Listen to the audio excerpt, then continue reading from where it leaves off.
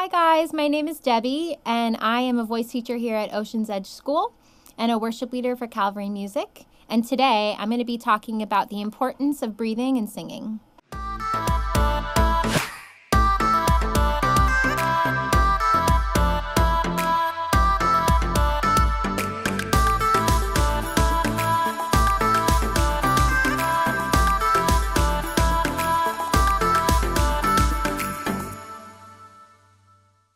So the first thing that you want to think about when breathing and singing is your posture. How is your posture? Is it slouchy? Is it stick straight?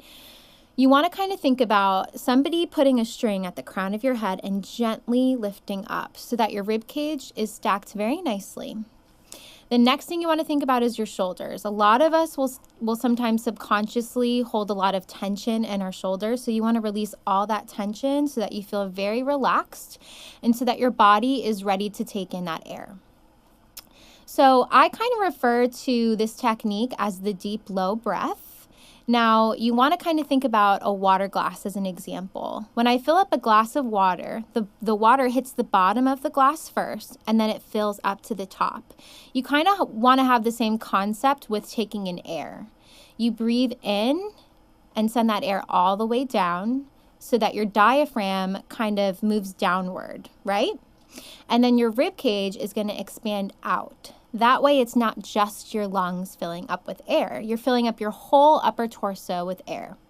Now, it's also important to remember when taking a deep, low breath, especially in the context of singing in a song, that it doesn't always have to be this extreme inhale of air, right? Because that's kind of impossible when we're singing a very fast tempo song, right?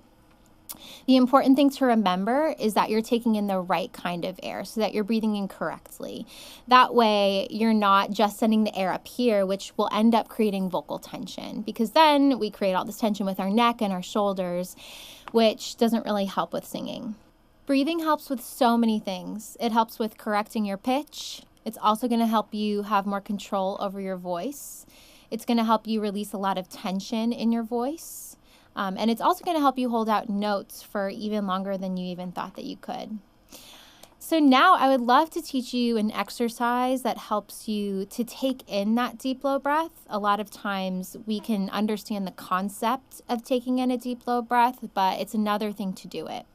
So I like to call this exercise the hiss. And basically what it's going to do is it's going to kind of warm up our abdomen so that when we go to take in that deep, low breath, we feel like we have a little bit more space to take it in.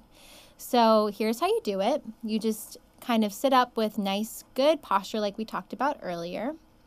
I'm going to take in a deep, low breath and I'm going to hiss out. And when I hiss out, I'm going to intentionally contract my abdomen so that when I release, I have more space and more room to take in the air. So it's a little bit silly, but here's how it sounds.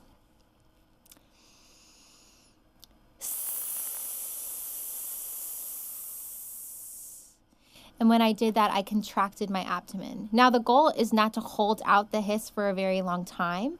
The goal is just to get a nice, good contraction.